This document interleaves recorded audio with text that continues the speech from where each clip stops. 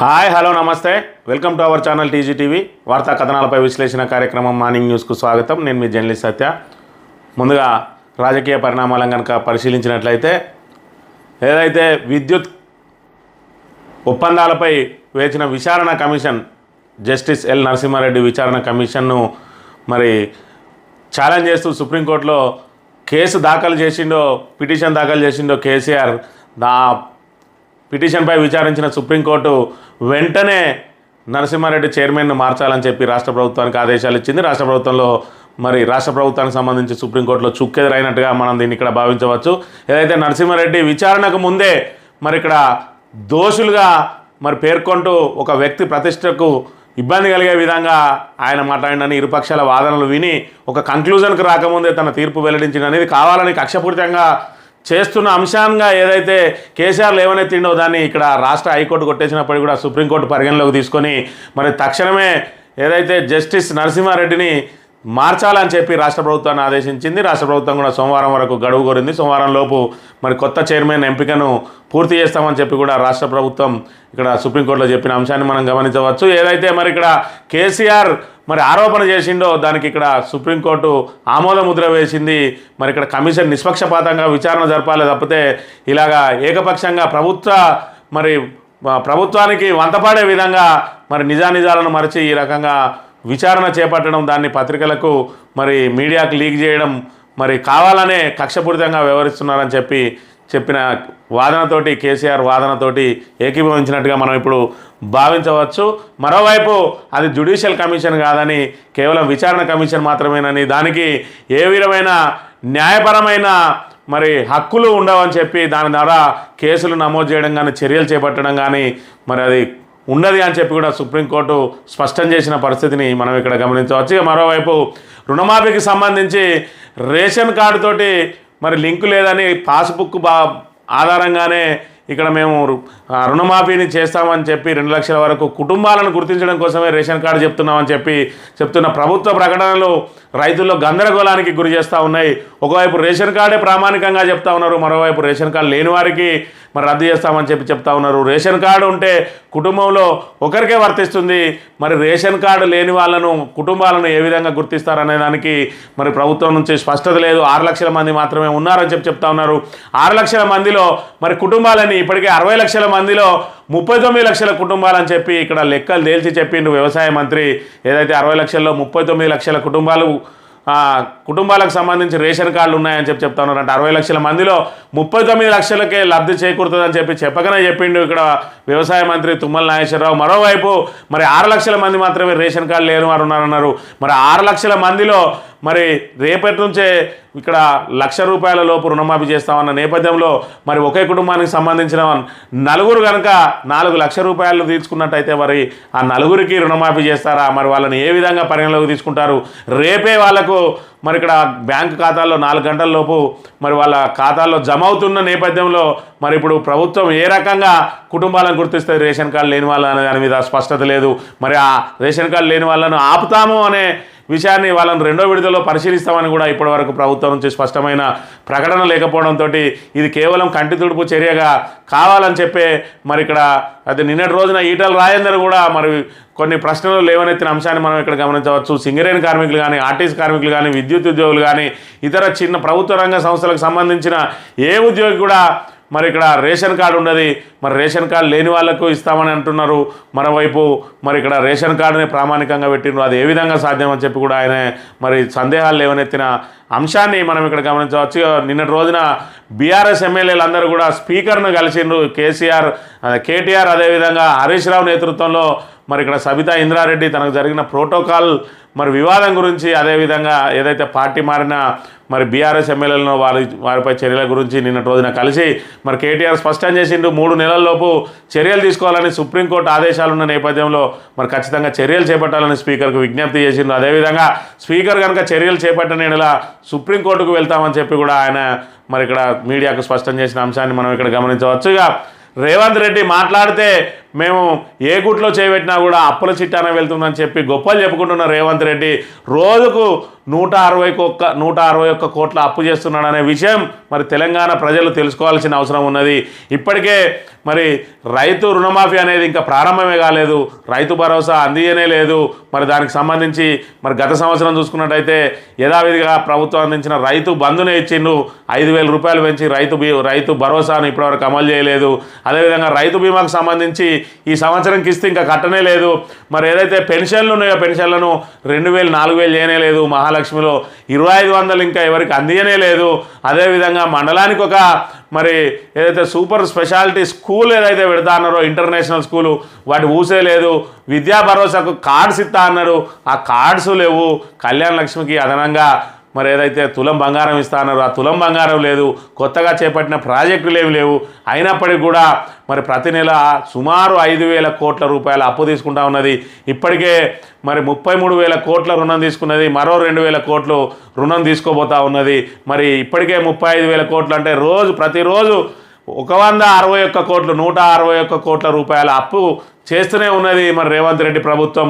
గత ప్రభుత్వం మీద మరి విమర్శలు చేస్తూ ఆరోపణలు చేస్తూ 7 నెలల పాటు నెట్టుకొచ్చిన రేవంత్ రెడ్డి ప్రభుత్వం ఇప్పటికి కూడా ప్రతిదానికి మరి ఏ గూట్లో పెట్టిన అప్పుల కాయదమే మరి అవన్నిటిని సవరిస్తా అన్నాడు. ఏ రకంగా సవరించిండు? ఇప్పటికే 35,000 కోట్లు అప్పు చేసిండు, ఇంకా అప్పుల కోసం తిరుగుతూనే ఉన్నాడు.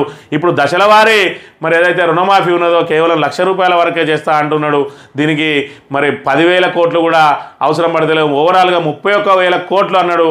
మరి 31,000 కోట్లు మరి ఎక్కడి నుంచి తీసుకొస్తారు? మళ్ళీ అప్పులే చేస్తారా?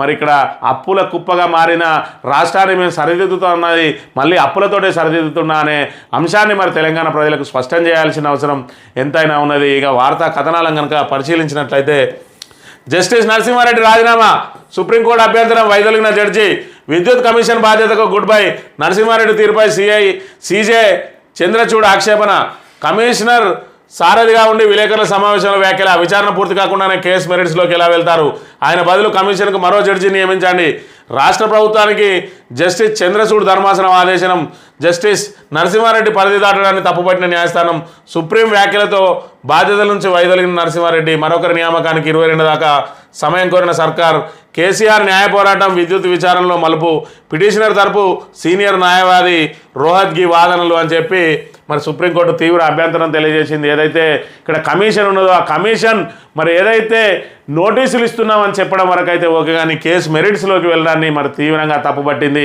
ఏదైతే ఇక్కడ మరి అవకతవకలు జరిగింది వాస్తవమే అని చెప్పి ఇక్కడ విచారణ పూర్తి కాకముందే ఆయన విలేకరుల సమావేశంలో వెల్లడించారని తీవ్రంగా తప్పుపట్టిన సుప్రీంకోర్టు ప్రధాన న్యాయమూర్తి తక్షణం ఆయనను మార్చేయాలని చెప్పి మరి రాష్ట్ర ప్రభుత్వానికి ఆదేశాలు ఇచ్చిన నేపథ్యంలో నరసింహారెడ్డి మరి విధిలేని పరిస్థితుల్లో రాజీనామా చేయక తప్పలేదు. ఆయన నిన్న రోజున మళ్ళీ విలేకరుల సమావేశం పెట్టి మళ్ళీ రాజకీయ నాయకుల్లాగానే మాట్లాడిన తీరును కూడా ఇక్కడ తెలంగాణ ప్రజలందరూ గమనిస్తూ ఉన్నారు. ఆయన మరి ఇక్కడ కవిత ఏదైతే జైల్లో ఉన్నదో ఆ విషయాన్ని కూడా ప్రస్తావించడాన్ని తెలంగాణ ప్రజలు మరి తీవ్రంగా తప్పుపడతా ఉన్నారు. దీంతో ఏదైతే సుప్రీంకోర్టు మరి ఆయన మీద ఆంక్షలు విధించి ఆయనను తొలగించాలని చెప్పి ఏదైతే చెప్పిందో ఆయన అనంతరం మాట్లాడిన మాటలు మరి అక్కడ సుప్రీంకోర్టు ధర్మాసనం ఇచ్చిన తీర్పును మరి ఇక్కడ బలపరిచే విధంగానే ఉన్నాయనే విషయాన్ని కూడా మనం ఇక్కడ గమనించవచ్చు.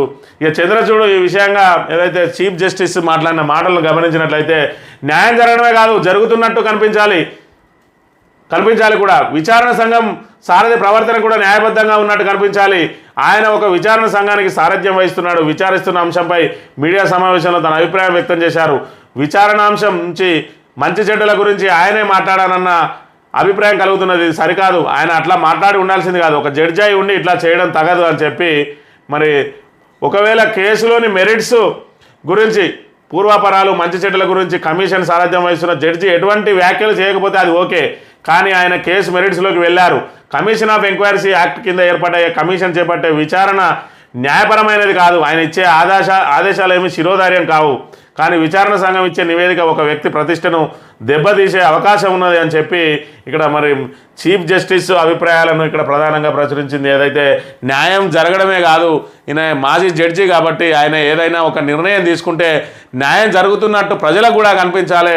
అంతేగాని ఆయన కేసు పూర్వాపరాల్లోకి వెళ్లకుండా మరి దానికి సంబంధించిన ఏదైతే మరి ఇక్కడ నోటీసుల వరకే పరిమితమై నోటీసులు ఎవరికి జారీ చేస్తున్నా అనే విషయాన్ని మీడియాకు వెల్లడించినట్లయితే ఓకే, కానీ దాని పూర్వాపరాలను మరి ఇక్కడ ఆయన లోపలికి వెళ్ళి కేసు మెరిట్లోకి వెళ్ళి ఇక్కడ మరి ఏదైతే తప్పు జరిగిందన్నట్టుగా ఆయన ఏకపక్షంగా నిర్ణయానికి వచ్చిండో అది పూర్తిగా ఆక్షేపణీయమని చెప్పి కూడా ఆయన చెప్తున్న పరిస్థితిని మనం ఇక్కడ గమనించవచ్చు. అదేవిధంగా కమిషన్ ఆఫ్ ఎంక్వైరీస్ యాక్ట్ కింద ఏర్పడే కమిషన్కు మరి ఆ విచారణ న్యాయపరమైనది కాదు అని చెప్పి ఆయన ఇచ్చే ఆదేశాలేవి మరి ఇక్కడ శిరోధార్యం కాదు, విచారణ సంఘం ఇచ్చేది శిరోధార్యం ఏది కాదు, కానీ ఒక వ్యక్తి ప్రతిష్టను దెబ్బతీయడానికి మరి అక్కడ ఇబ్బంది అవుతుంది కాబట్టి ఇప్పుడు దెబ్బతీసే అవకాశం ఉన్నది కాబట్టి ఇక్కడ ఆచితూచి మాట్లాడాల్సింది ఆయన మీడియాతోటి. మరి ఏ విధమైన ఆ కేసు మెరిట్స్లోకి అయితే వెళ్ళిండో అది పూర్తిగా ఆక్షేపణీయమని చెప్పి తక్షణమే ఆయన తొలగించాలని ఇక్కడ సుప్రీంకోర్టు ఆదేశాలు ఇచ్చిన విషయాన్ని మనం ఇక్కడ గమనించవచ్చు. ఇక పాస్బుక్కే ఫైనల్, రేషన్ కార్డు లేని 6,36,000 మంది రైతులకు కూడా రుణమాఫీ వర్తింపు. గురువారం సాయంత్రం 4 గంటల వరకు 1,00,000 వరకు రుణమాఫీ నిధులు ఖాతాలోకి. రేషన్ కార్డుతో సంబంధం లేకుండా ఆరోగ్యశ్రీ వర్తింపు సీఎం రేవంత్ రెడ్డి అని చెప్పి మరి పాస్బుక్కే ఫైనల్ అయినప్పుడు ఇక్కడ రేషన్ కార్డు ఎందుకు పెట్టిందంటే రేషన్ కార్డును కుటుంబాలను గుర్తించడానికి అంటాడు. అంటే రేషన్ కార్డు కుటుంబాలను గుర్తించడానికి రేషన్ కార్డు మీకు సబ్మిట్ చేసినట్టయితే మరి రేషన్ కార్డు లేని వాళ్ళు ఒక కుటుంబంలో 2 లేదా 3 2 కంటే ఎక్కువ తీసుకున్నట్టయితే ఆ రేషన్ కార్డు లేని మూలంగా వారికి లబ్ధి జరిగే అవకాశం ఉన్న నేపథ్యంలో అంటే రేషన్ కార్డును కలిగి ఉండడమే పాపం అని చెప్పి కూడా రైతులు ఇక్కడ మరి ఏదైతే ఆవేదన వ్యక్తం చేస్తున్న పరిస్థితిని మనం ఇక్కడ గమనించవచ్చు. మరి ఎన్నికలకు ముందు ప్రతి రైతుకు మేము ఇక్కడ రుణమాఫీ చేస్తామని చెప్పిండు, దీనికి ఆంక్షలు లేవు, షరతులు లేవని చెప్పిండు. ఈరోజు కుటుంబానికి మరి ఒక్కరికే అంటున్నాడు, దానికి రేషన్ కార్డు అంటున్నాడు. రేషన్ కార్డే మరి ప్రధానంగా మరి ప్రాధాన్యత అంశం అయితే మరి వివిధ వర్గాలకు రేషన్ కార్డు లేవంటే పాస్బుక్కే ఆధారం అంటున్నాడు. మరి రేషన్ కార్డు లేని వాళ్ళు ఒకే ఇంట్లో ఒకరికంటే ఎక్కువ తీసుకుంటే మరి ఎంతమందికి వర్తింపజేస్తారు, వాళ్ళ కుటుంబాన్ని ఏ విధంగా గుర్తిస్తారు అనే దానికి ఇక్కడ మరి దానికి విధి విధానాలు లేవు. మరి రేపటి నుండే డబ్బులు పడుతున్న నేపథ్యంలో ₹1,00,000 రుణం తీసుకున్న వాళ్ళు మరి ఒక ఇంట్లో ఒకరికంటే ఎక్కువ ఉండే వాళ్ళకు ₹1,00,000 ఒకవేళ మరి రైతుల ఖాతాలో జమ అయినట్లయితే మరి ఇక్కడ రేషన్ కార్డు కలిగి ఉన్న వారికి ఇది మరి ఆ విధంగా లబ్ధి జరగకుండా రేషన్ కార్డు లేని వారికే లబ్ధి జరిగే అవకాశం ఉన్న నేపథ్యంలో ప్రభుత్వ విధి విధానాల మీద మరి ఇక్కడ ప్రతిపక్షాలతో పాటు రైతులందరూ కూడా మరి పెదవి విరుస్తున్న అంశాన్ని మనం ఇక్కడ గమనించవచ్చు. షరతులు ఎత్తేయాలి, లేదంటే పోరాటం చేస్తాం, అసెంబ్లీని స్తంభింపజేస్తాం. రేషన్ కార్డు కుటుంబంలో ఒకరికే అనే షరతు అన్యాయమైనది. పీఎం కిసాన్ అమలు చేస్తే సగం మంది రైతన్నలకు మొండి చేయే. రైతుల విషయంలో బడేబాయి చోటేబాయి ఇద్దరు ఒకటే. ఆగస్టు 15లోగా 6 గ్యారంటీలు 13 హామీలు రుణమాఫీ అమలు చేస్తే రాజీనామాకు సిద్ధం అని చెప్పి మరి ఏదైతే మరి రాజీనామా చేస్తావా హరీష్ రావు అని చెప్పి ఇక్కడ రేవంత్ రెడ్డి ఏదైతే సవాల్ విసిరిండో ఆ సవాలుకు 100 రోజులలోనే అమలు చేస్తాన 6 గ్యారంటీలతో పాటు రుణమాఫీ కనుక మీరు అమలు చేసినట్టయితే, అదేవిధంగా ₹500 బోనస్ కనుక రైతులకు ఇచ్చినట్టయితే నేను రాజీనామా చేస్తా, మళ్ళీ కూడా పోటీ చేయనని చెప్పిండు. దానికి నేను ఇప్పటికీ కట్టుబడే ఉన్నా. నీ 6 గ్యారంటీలను అమలు చేసి చూపించు, ఆగస్టు 15 లోపు అదేవిధంగా రుణమాఫీ చేసి చూపించు. మరి ఇవన్నీ అమలు చేసినట్టయితే నేను తక్షణమే రాజీనామా చేస్తా అని చెప్తున్న పరిస్థితి. మరోవైపు ఆంక్షలు లేకుండా మేము ఏ విధంగా అయితే రైతులకు రుణమాఫీ చేసినామో మీరు అదే విధంగా చేయాలని చెప్పి ఇక్కడ రేషన్ కార్డు నిబంధన కానీ కుటుంబంలో ఒక్కరికే అన్న నిబంధనను ఇక్కడ మరి ఆపేయాలని, లేదంటే అసెంబ్లీని స్తంభింపజేస్తామని చెప్పి కూడా హెచ్చరించిన పరిస్థితిని మనం ఇక్కడ గమనించవచ్చు. రేషన్ కార్డా పాస్ పుస్తకమా, రుణమాఫీకి ఏది ప్రామాణికమో తెలియక గందరగోళం. జీవో ప్రకారం రేషన్ కార్డు ద్వారా కుటుంబం గుర్తింపు, నిబంధనలకు భిన్నంగా పాస్బుక్ ప్రామాణికమన్న సీఎం. కుటుంబం నిబంధనతో సమస్యలు కోతలకు అవకాశం. రేషన్ కార్డు ఉంటే కుటుంబం మొత్తానికి 2 లక్షల మాఫీ, రేషన్ కార్డు లేకుంటే ఒక్కొక్కరికి 2 లక్షల వరకు మాఫీ. అసలు రేషన్ కార్డు లేని వారికి రుణమాఫీ వర్తిస్తుందా? ఒకవేళ వర్తిస్తే కార్డు ఉన్న వారికన్నా లేని వాళ్ళకే లాభం. ఇవేం నిబంధనలు అంటూ ఆర్థిక నిపుణుల ప్రశ్నలు అని చెప్పి మరి ఇక్కడ రేషన్ కార్డు ప్రామాణికం అని చెప్పి మరి జీవోలో పేర్కొన్నాడు. జీవోలో లేని అంశం పాస్ పుస్తకమే ప్రామాణికం అని చెప్పి నోటి మాటగా చెప్తా ఉన్నాడు. మరి తీవ్ర గందరగోళం ఉన్నది. మరోవైపు రేషన్ కార్డు ఉంటే కుటుంబంలో ఒక్కరికే వర్తింపు, 2 లక్షల వరకే వర్తింపు. రేషన్ కార్డు లేకుంటే మరి పాస్ పుస్తకాన్నే కనుక ప్రామాణికంగా తీసుకుంటే రేషన్ కార్డు లేని వాళ్ళకు కుటుంబంలో ఎంతమంది ఉన్నా ప్రతి ఒక్కరికి ఇక్కడ 2 లక్షల వరకు వర్తింపు. అంటే రేషన్ కార్డు లేని వాళ్ళకే లాభం జరిగే అవకాశం ఉన్నది. మరి ఇక్కడ అంటే రేషన్ కార్డు ఇచ్చి మరి ఒక్కరికే వర్తింప చేసుకునే కంటే రేషన్ కార్డు లేని వాళ్ళకే నయం ఉన్నాయి కాబట్టి మరి దీని మీద విధి విధానాలు ఇవే విధి విధానాలు అని చెప్పి నిపుణులు కూడా ప్రశ్నిస్తున్న అంశాన్ని మనం ఇక్కడ ప్రధానంగా గమనించవచ్చు. ఇక ఫిరాయింపు ఎమ్మెల్యేలపై చర్యలు తీసుకోవాల్సిందే. సుప్రీంకోర్టు తీర్పుకు లోబడి 3 నెలల్లో చర్యలు తీసుకోవాలి. మరో 9 మంది ఎమ్మెల్యేలపై స్పీకర్కు బీఆర్ఎస్ ఫిర్యాదు. పార్టీ మారాలని డీఎస్పీలు మా ఎమ్మెల్యేలను బెదిరిస్తున్నారు బీఆర్ఎస్ వర్కింగ్ ప్రెసిడెంట్ కేటీఆర్ ఆరోపణ అని చెప్పి మరి ఫిరాయింపు ఎమ్మెల్యేలపై చర్యలు తీసుకోవాలని, అదేవిధంగా ఎమ్మెల్యేల ప్రోటోకాల్ను కాపాడాలని చెప్పి ప్రోటోకాల్ను మరి ఆదేశాలు ఇవ్వాలి, ప్రోటోకాల్ పాటించాలని చెప్పి కలెక్టర్లకు ఆదేశాలు ఇవ్వాలని చెప్పి నిన్న రోజున స్పీకర్ను కలిసిండ్రు. ఒకవేళ సుప్రీంకోర్టుకు తీర్పుకు లోబడి 3 నెలల్లో చర్యలు తీసుకొని పక్షంలో మరి ఖచ్చితంగా మేము మళ్ళీ సుప్రీంను ఆశ్రయించి అయినా మరి ఈ పనులు చేస్తామని చెప్పి ఖచ్చితంగా వాళ్ళ మీద వేటు వేయిస్తామని చెప్పి మరి దానికి మీరే చర్యలు తీసుకోండి. మరి ఇక్కడ ఏదైతే రేవంత్ రెడ్డి ఉన్నాడో పోలీసుల ద్వారా మా ఎమ్మెల్యేలను భయభ్రాంతులకు గురి చేస్తూ ఉన్నారు, మరి తప్పుడు కేసులు పెడతా అని చెప్పి బెదిరింపులకు లోన్ చేసి వాళ్ళని పార్టీని ఫిరాయింపజేస్తూ ఉన్నారు అని చెప్పి కూడా నిన్నటి రోజున మరి వాళ్ళు స్పీకర్ గడ్డం ప్రసాద్ని కలిసి విజ్ఞప్తి చేసిన అంశాన్ని మనం ఇక్కడ ప్రధానంగా గమనించవచ్చు. ఇక డిఎస్సిపై హైకోర్టుకు నిరుద్యోగుల న్యాయ పోరాటం గురువారం విచారణకు పిటిషన్. పరీక్షల ప్రారంభం రోజే విచారణ ఏర్పాట్లు పూర్తి చేసిన విద్యాశాఖ అని చెప్పి డిఎస్సి పరీక్షలను వాయిదా వేయాలని అవిశ్రాంత పోరాటం చేస్తున్న అభ్యర్థులు చివరికి హైకోర్టు మెట్లెక్కారు. పరీక్షలు వాయిదా వేసేలా ప్రభుత్వాన్ని ఆదేశించాలని కోరుతూ హైకోర్టులో పిటిషన్ దాఖలు చేశారు. అభ్యర్థుల తరపున advocate K Karunasagar writ petition దాఖలు చేశారు. గురువారం ఈ పిటిషన్ హైకోర్టు విచారణ రానున్నది. పరీక్షలకు ప్రిపేర్ అయ్యేందుకు అభ్యర్థులకు తగిన సమయం ఇవ్వలేదని, సిలబస్ అధికంగా ఉండడంతో అభ్యర్థులు ఇబ్బందులు పడుతున్నారని, కాబట్టి పరీక్షలు వాయిదా వేసేలా ప్రభుత్వాన్ని ఆదేశించాలని కోరారు. ఏదైతే ఈ నెల 18 నుంచి విచారణకు 18 నుంచి డిఎస్సి మరి పరీక్షలు నిర్వహించబోతా ఉన్నారో అదే రోజు కూడా హైకోర్టులో విచారణ జరగబోతా ఉన్నది. మరి ఇక్కడ డిఎస్సి అంశం హైకోర్టుకు చేరింది. మరి హైకోర్టు ద్వారానైనా ప్రభుత్వం మొద్దు నిద్రలో ఉన్నది. మరి ఇక్కడ నిద్ర నటిస్తూ ఉన్నది. నిరుద్యోగుల ఏదైతే వాళ్ళ సమస్యలను, ఆందోళనలను, కనీసం నిరసనలను పట్టించుకోకుండా మరి అవేవి కనబడట్లేదు. తాబేదారు పత్రికలు కూడా అవెన్లో కవర్ చేయని మూలంగా మరి ఇక్కడ ప్రభుత్వం మొండి వైఖరితోటే ఉన్నది. ఎట్టి పరిస్థితుల్లో మేము డిఎస్సిని రద్దు చేయమన్నట్టుగానే ముందుకు సాగుతున్న నేపథ్యంలో వాళ్ళు విధి లేని పరిస్థితుల్లో హైకోర్టు తలుపు తట్టిండ్రు. మరి హైకోర్టు కూడా అదే రోజు పరీక్షల నిర్వహణ రోజే మరి విచారణ ప్రారంభించనున్నది. హైకోర్టు ఆదేశాలు మరి ఆ రోజు ఏ విధంగా ఉంటాయనే దాని మీద డిఎస్సి భవితవ్యం ఆధారపడి ఉన్నదనే అంశాన్ని మనం ఇక్కడ గమనించవచ్చు. ఇక పూరి జగన్నాథ్ మళ్ళీ అదే పైత్యం. నాడు తెలంగాణ ఉద్యమంపై అక్కసు, నేడు రాష్ట్ర సాధకుడిని కించపరిచే యత్నం. కళ్ళు కాంపౌండ్ పాటలో కేసీఆర్ మాటలు. తెలంగాణ అంటే మందు కొట్టుడు అనే పిచ్చి భావన వచ్చేలా చిత్రీకరణ అని చెప్పి ఇంకా కొంతమంది మరి ఇలాంటి పిచ్చి డైరెక్టర్లకు ఇంకా తెలంగాణ మీద మరి వాళ్ళ అక్కసు పోతలేదు. ఏదైతే తెలంగాణ రావడం ఇష్టం లేని ఇలాంటి కొంతమంది తెలంగాణ ద్రోహులు ఇంకా తెలంగాణ యాసను, భాషను ఇంకా వక్రీకరిస్తూనే ఉన్నారు. ఒకవైపు చిత్రరంగంలో తెలంగాణ వాళ్ళంతా దూసుకుపోతూ ఉన్నారు. తెలంగాణ యాసను గొప్పగా చూపిస్తున్న డైరెక్టర్లు ఉన్నారు. మరి అదేవిధంగా ఇలాంటి తలతిక్క వాళ్ళు కూడా కొంతమంది ఉన్నారు. తెలంగాణ అంటేనే మరి ఇక్కడ తాగుడు, ఊగుడు అన్న విధంగా మరి అర్థం వచ్చే విధంగా ఈరోజు అధినేత కేసీఆర్ ఏదైతే తెలంగాణ తీసుకొచ్చిన ఎవరైతే తెలంగాణ ప్రదాత ఉన్నాడో మరి ఆ తెలంగాణ కేసీఆర్ మాటలను కళ్ళు కాంపౌండ్ పాటలో పెట్టి మరి కించపరిచే ప్రయత్నం చేసిన దీని మీద తెలంగాణ వాదులందరూ కూడా తీవ్ర ఆగ్రహం వ్యక్తం చేస్తున్న అంశాన్ని కూడా మనం ఇక్కడ ప్రధానంగా గమనించవచ్చు. ఇక తెలంగాణ దినపత్రిక విషయానికి వస్తే అప్రకటిత ఎమర్జెన్సీ. ఇందిరమ్మ పాలన అంటే ఎమర్జెన్సీ రోజుల అప్రజాస్వామిక విధానాలతో రేవంత్ సర్కార్ పాలన. ప్రశ్నిస్తే జర్నలిస్టులపై కేసులు. సోషల్ మీడియాలో పోస్టులు పెడితే అరెస్టులు. రైతన్నుల ఆత్మహత్యలపై స్పందించిన అధికార పార్టీ నేతలు. మీడియాపై పోలీసుల దౌర్జన్యం, యథేచ్ఛగా పార్టీ ఫిరాయింపులు, ఎమర్జెన్సీని తలపిస్తున్న ఘటనలు అని చెప్పి రాష్ట్రంలో అప్రకటిత ఎమర్జెన్సీ నడుస్తుందా అంటే అవుననే సమాధానం వినిపిస్తోంది.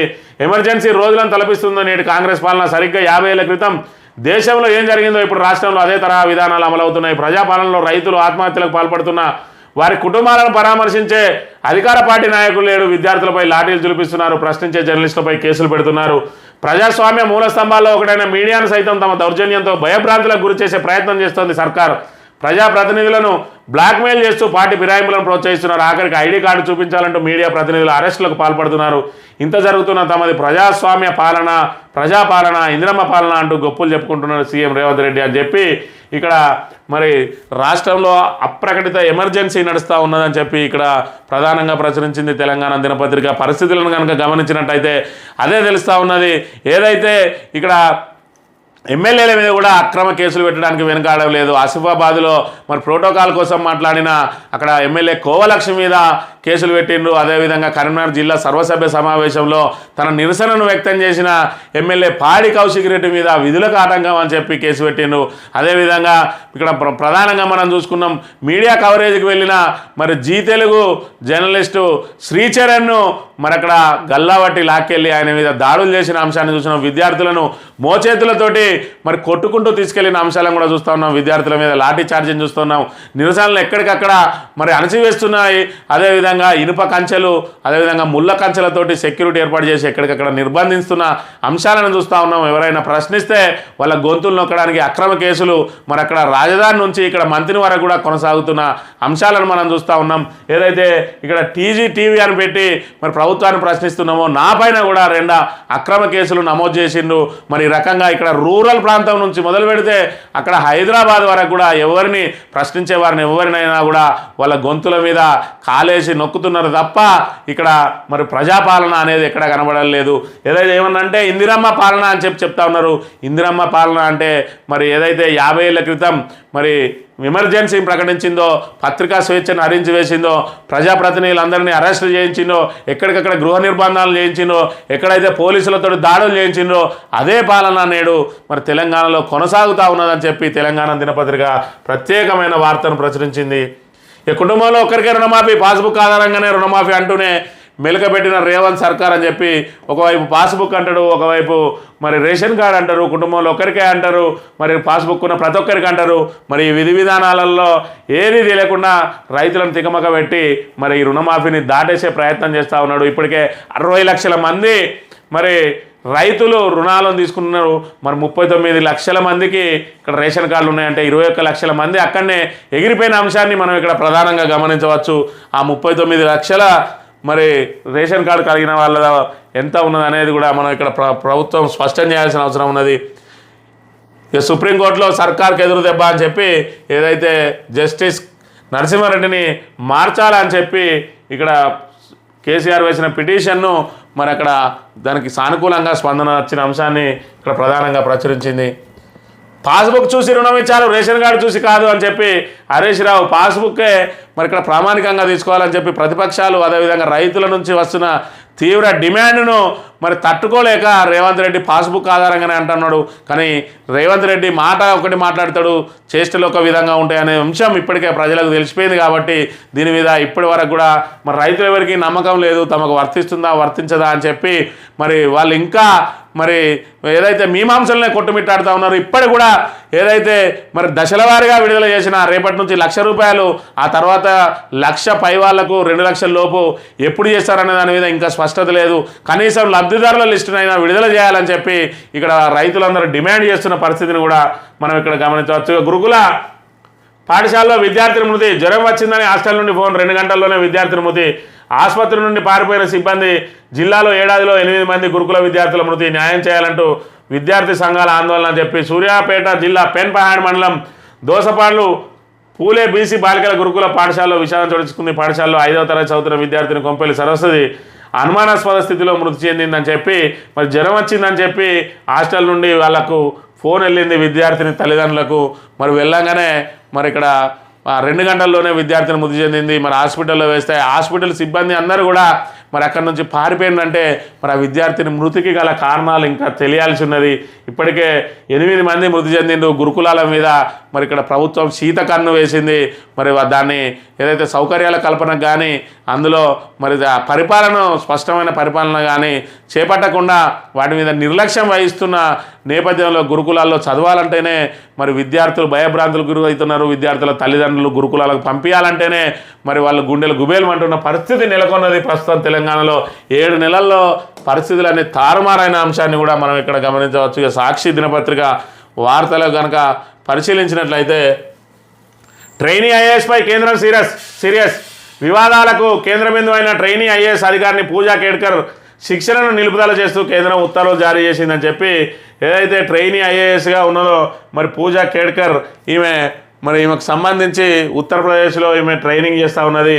మరి ఈమె ట్రైనింగ్లో ఈమె మీద అనేకమైన ఆరోపణలు వచ్చినాయి. ఏదైతే మరి ఓబీసీ సర్టిఫికేట్ తీసుకున్నదో క్రిమి లేయరు, ఆ క్రిమి లేయర్ సర్టిఫికెట్ మరి ఆమెకు వర్తించదని చెప్పి వాళ్ళ నాన్న కోటీశ్వరుడు కాబట్టి క్రిమి లేయర్ వర్తించదని ఒకటి, అదేవిధంగా దృష్టిలో స్వల్ప లోపం ఉన్నదని చెప్పి అంగవైకల్య సర్టిఫికేట్ తోటి ఈమె మరి ట్రైనింగ్ మరి ఐఏఎస్ సీటు పొందింది. అది కూడా మరి తప్పుడు సర్టిఫికేట్ అని చెప్పి ఈమె మీద ఆరోపణలు వచ్చిన నేపథ్యంలో ఏదైతే కేంద్ర ప్రభుత్వం తక్షణం ఆమెను శిక్షణను ఆపివేసి మరి ఇక్కడ ఏదైతే అక్కడ అకాడమీ ఉన్నదో అకాడమీకి రిటర్న్ రావాల్సిందిగా ఆదేశాలు ఇచ్చింది. తదుపరి విచారణ అనంతరం ఆమె ఐఏఎస్గా కొనసాగుతుందా, ఐఏఎస్ను రద్దు చేస్తారా అనేది తేలనున్నది. ఇక పాస్బుక్ రుణాలే మాఫీ చేస్తామని చెప్పిన అంశాన్ని ప్రధానంగా ప్రచురించింది.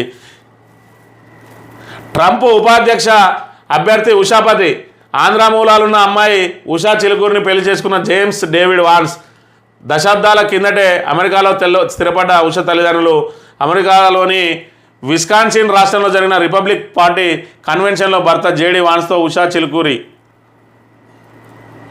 ఏదైతే మరి ఇక్కడ అమెరికా అధ్యక్ష ఎన్నికలు జరుగుతూ ఉన్నాయో అందులో ఉపాధ్యక్ష మరి అభ్యర్థిగా పోటీ పడుతున్న ఇక్కడ జేడి వాన్స్ మరి ఆంధ్ర అల్లుడు ఇక్కడ ఉషా చిలుకూరి అని మన ఆంధ్రాకు సంబంధించిన అమ్మాయి భారతీయ యువతి ఆంధ్ర యువతిని పెళ్లి చేసుకున్న జేమ్స్ వాన్సే ఈరోజు అక్కడ ఉపాధ్యక్షునిగా నిలవబోతూ ఉన్నాడు.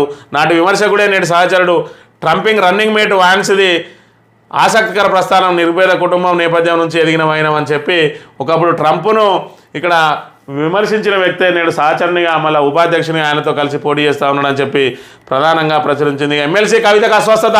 తిహార్ జైలు నుంచి దీన్ దయాళ్ ఆసుపత్రికి తరలించిన అధికారులు.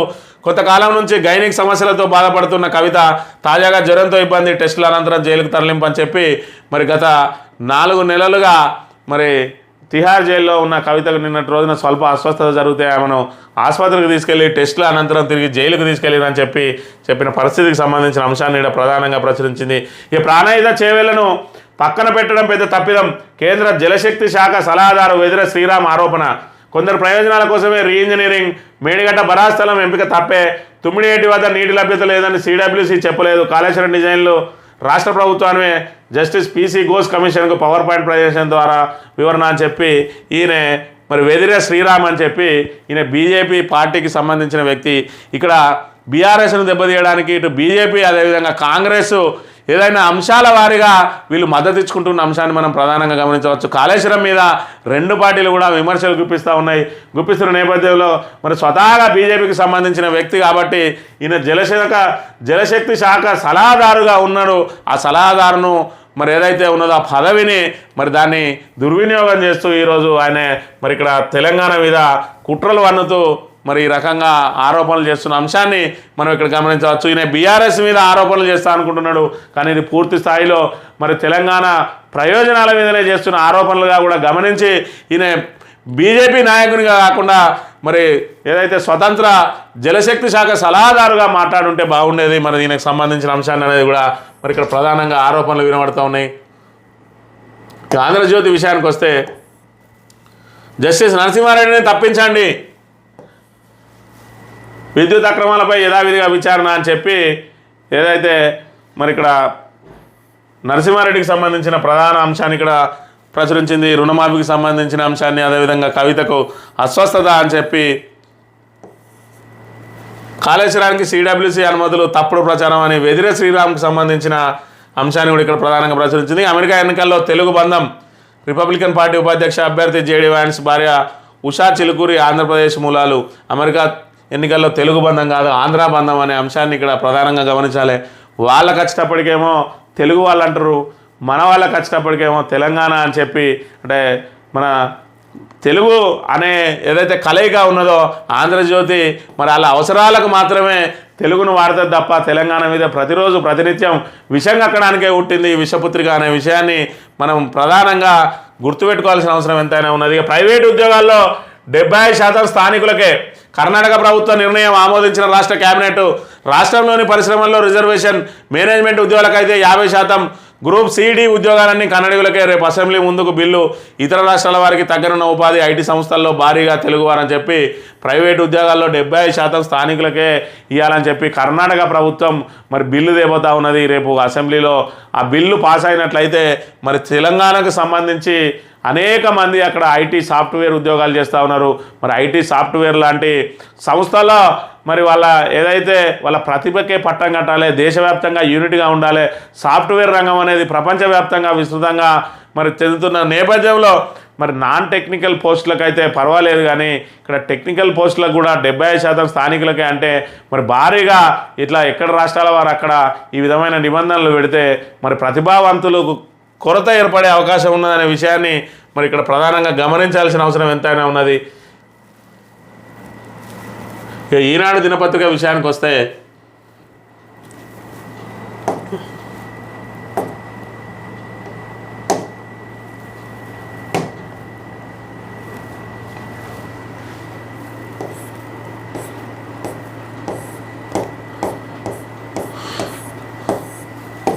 రైతుల రుణ ఖాతాల్లోకి రేపే మాఫీ సొమ్ము, రేపటి నుంచే మాఫీ సొమ్ము మరి రైతుల రుణ ఖాతాల్లోకి జమ అవుతుందని చెప్తున్న అంశాన్ని మనం గమనించవచ్చు. మధ్యంతర సిఫార్సులను అమలు చేశారా? లేఖలు రాసిన నీటిపారుదల శాఖ నుంచి సమాధానం రాలేదు. కాళేశ్వరం మరమ్మతులపై నేషనల్ డ్యామ్ సేఫ్టీ అథారిటీ లేఖ, ప్రత్యామ్నాయ పరీక్షలపై మరింత సమాచారం కోరిన కేంద్ర సంస్థ అని చెప్పి మరి మధ్యంతర సిఫార్సులను అమలు చేశారా అని చెప్పి లేఖలు రాసిన నీటిపారుదల శాఖ నుంచి సమాధానం రాలేదని చెప్పి ఇక్కడ నేషనల్ డ్యామ్ సేఫ్టీ అధికారులకు అదేవిధంగా నీటిపారుదల శాఖ అధికారులకు మధ్య ఇక్కడ ఏదైతే సమన్వయం కొరవడింది అని చెప్పి దానికి సంబంధించిన అంశానికి మరి వార్తను ప్రధానంగా ప్రచురించింది. ప్రజాహిత పాలనే ప్రభుత్వ లక్ష్యం, పథకాలు కార్యక్రమాలు చివరి లబ్ధిదారు వరకు చేర్చాలి. ఆరోగ్యశ్రీకి రేషన్ కార్డులతో ముడిపెట్టొద్దు. కలెక్టర్ల సదస్సులో సీఎం రేవంత్ క్షేత్రస్థాయిలో పర్యటించి ప్రజలతో మమేకం కావాలి అని చెప్పి మరి ఇక్కడ పారదర్శకంగా ప్రజాహితంగా పాలన అందించడమే తమ ప్రభుత్వ లక్ష్యమని ముఖ్యమంత్రి రేవంత్ రెడ్డి తెలిపారు. ప్రజా సంక్షేమంతో పాటు అభివృద్ధిని సమతుల్యం చేసుకుంటూ ముందుకు సాగుతున్నామని పేర్కొన్నారని నిన్నటి రోజున కలెక్టర్లు ఎస్పీలతో జరిగిన సమావేశంలో మరి పథకాలు కార్యక్రమాలు చివరి లబ్ధిదారు వరకు చేరాలి అని చెప్పి మరి ప్రజా సంక్షేమం కోసం మీరు క్షేత్రస్థాయిలో పనిచేయండి అని చెప్పి చెప్తున్న పరిస్థితి. మరి కలెక్టర్లు పనిచేయాలని చెప్పి ఆదేశాలు ఇవ్వడం కాదు, వాళ్ళకు ఖచ్చితంగా మరి ఏదైతే ఫ్రీ హ్యాండ్ కూడా ఇచ్చినట్టయితే వాళ్ళు పనిచేసే అవకాశం ఉంటుంది. కానీ మరి ఇక్కడ ఎక్కడికక్కడ మరి స్థానిక ఎమ్మెల్యేలు మంత్రులు తీవ్ర ఒత్తిళ్ల నేపథ్యంలో వాళ్ళ ఆదేశాలకు అనుగుణంగానే పనిచేయాల్సిన నేపథ్యంలో కలెక్టర్లు మరి ప్రజారంజకంగా ప్రజలకు కావాల్సిన సంక్షేమ పథకాలు పారదర్శకంగా అందించడానికి ఏ విధంగా అవకాశం ఉంటుంది, ముందుగా మరి ఇక్కడ వాళ్ళ పార్టీ ప్రజాప్రతినిధులను కట్టడి చేసినట్టయితేనే ప్రజాపాలన అందే అవకాశం ఉంటుందని చెప్పి రేవంత్ రెడ్డి ముందుగా మరి దీన్ని గుర్తిస్తేనే ఈరోజు ప్రజాపాలన అందే అవకాశం ఉంటుందనే విషయాన్ని కూడా ప్రజలందరూ కోరుతూ ఉన్నారు. ఇక స్థానిక వార్తల విషయానికి వస్తే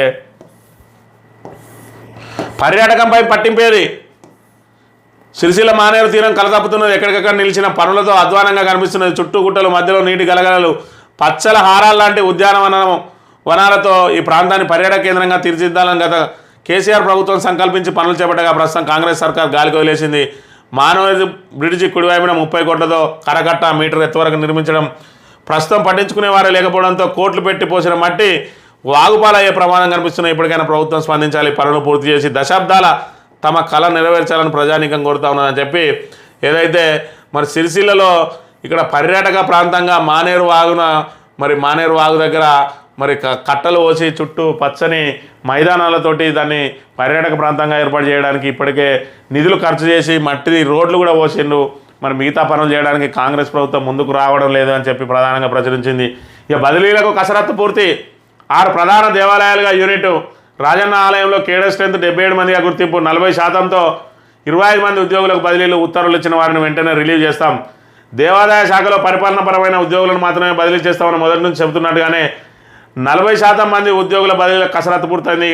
రాజన్న ఆలయంలో 144 మంది ఉద్యోగులు విధులు నిర్వర్తిస్తుండగా వీరి వివరాలను ఇప్పటికే దేవాదాయ శాఖ ఉన్నతాధికారులకు పంపారు. నివేదిక ఆధారంగా దేవాదాయ శాఖ ఉన్నతాధికారులు కేడర్ స్ట్రెంత్ను గుర్తించారు. ప్రస్తుతం విధులు నిర్వహిస్తున్న 63 మంది ఉద్యోగుల ఆధారంగా 40% బదిలీ అయ్యే కేడర్ వివరాలను వేములవాడ రాయన్న ఆలయ పరిపాలన కార్యాలయం పంపారు. పరిపాలనపరమైన ఇబ్బందులు తలెత్తకుండా బదిలీ అయిన వారిని వెంటనే రిలీవ్ చేసి కొత్త వారిని తీసుకుంటామని ఇన్ఛార్జ్ ఈవో వినోద్ రెడ్డి తెలిపారని చెప్పి ఇక్కడ మరి దేవాదాయ శాఖలో బదిలీలకు కసరత్తు పూర్తయింది. మరి కేవలం పరిపాలన పరమైన వాళ్ళను మాత్రమే అర్చకులను బదిలీలు చేయమని చెప్పిన నేపథ్యంలో వాళ్ళకు సంబంధించిన మరి వివరాలన్నింటినీ కూడా సేకరిస్తున్నట్టుగా ఇక్కడ ప్రధానంగా ప్రచురించింది. ఇక కేంద్ర నిధులతో కాంగ్రెస్ శంకుస్థాపనలు.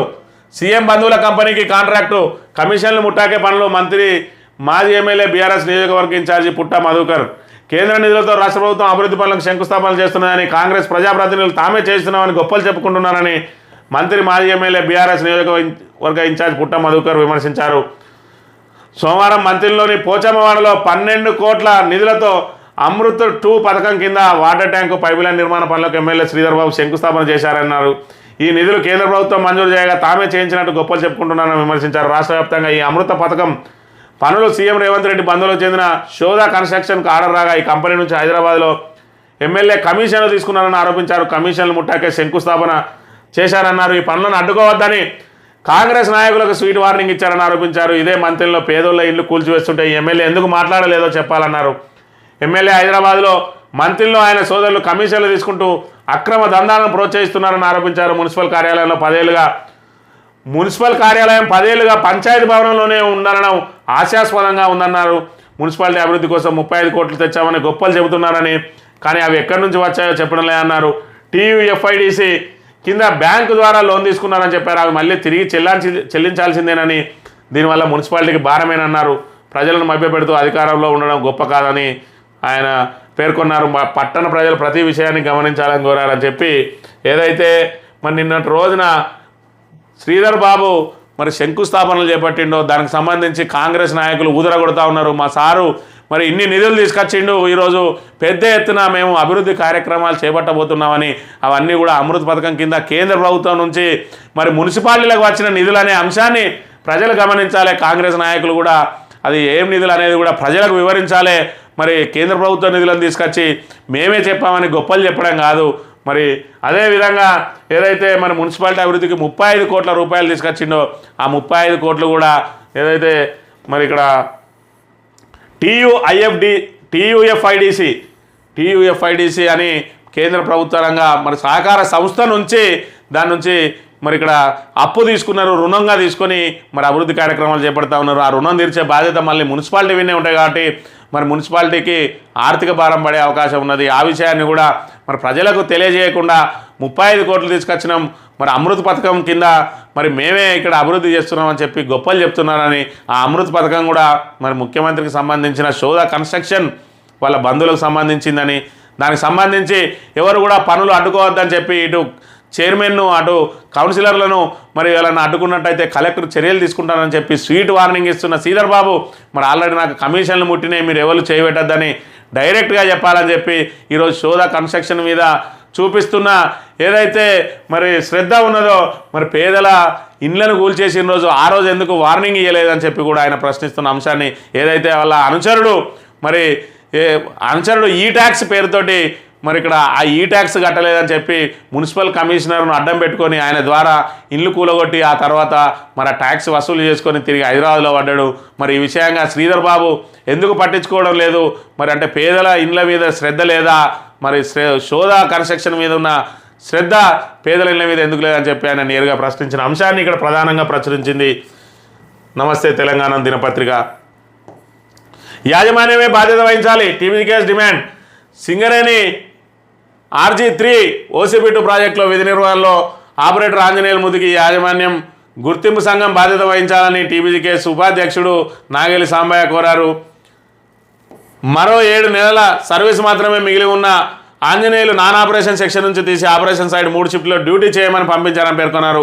ఆంజనేయులు అనారోగ్యం రీత్యా రాత్రి షిఫ్ట్లో డ్యూటీ చేయలేనని ఆందోళనకు గురై గుండెపోటుతో చనిపోయాడన్నారు. OCP2లో జరుగుతున్న పరిణామాలను దృష్టిలో ఉంచుకొని కార్మికుల హక్కులను కాపాడాల్సిన గుర్తింపు ప్రాతినిధ్య సంఘాలు యాజమాన్యం అడుగులకు మడుగులెత్తడం వల్లనే ప్రమాదాలు జరుగుతున్నాయని చెప్పి ఆయన ఆరోపించిన పరిస్థితిని మనం ఇక్కడ ప్రధానంగా గమనించవచ్చు. ఏదైతే ఇక్కడ ఆంజనేయులు అనే వ్యక్తి మరి 60 సంవత్సరాల పైబడ్డ వ్యక్తి, ఈయన 6-7 నెలల్లో రిటైర్ కాబోతా ఉన్నాడు. మరి ఈయన OCP2లో ఏదైతే EP ఆపరేటర్గా పనిచేస్తూ ఉన్నాడు, ఈయన రిలీఫ్ డీలో పనిచేస్తూ ఉన్నాడు.